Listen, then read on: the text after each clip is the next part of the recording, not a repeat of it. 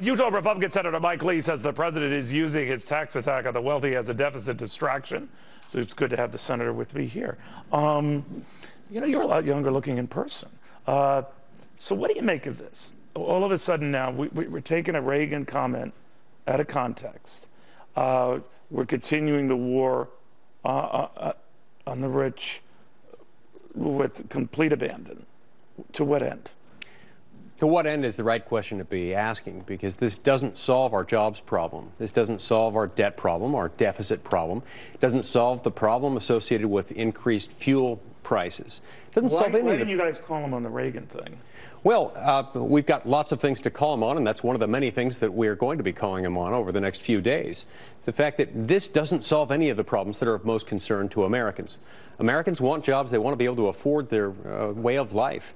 They don't need a president coming in and trying to divide Americans, trying to pit one group of Americans against another in a way that's not going to solve anything that we're facing right now. And that's why we see this as a cynical campaign year effort just to distract attention away from the fact that our economy is really in trouble, in part because our government's simply too big and too expensive.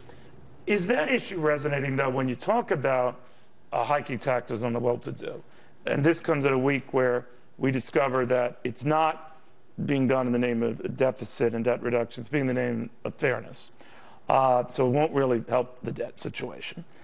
And then we discover that even if you were to address it to the debt, let's say, $47 billion over 10 years, chump change.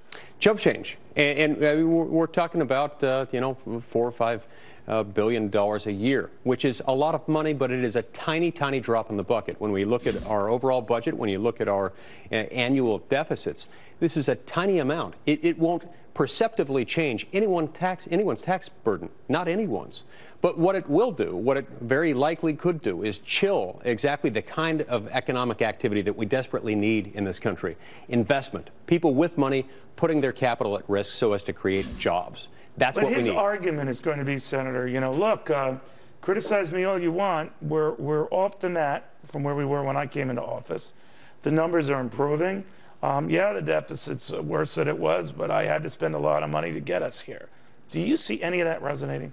No, I don't, because I think Americans instinctively, intuitively understand that when you do this kind of thing, when you pit one group of Americans against another, and when you try to punish those who are in the position of being or becoming job creators, you cause problems, you compound the problems you've got. If the president wants us to continue on the road to recovery, then what he ought to do is move toward comprehensive tax reform, simplifying our tax code, not making it more complicated, and certainly not making it more burdensome on those we need to rely on to create jobs.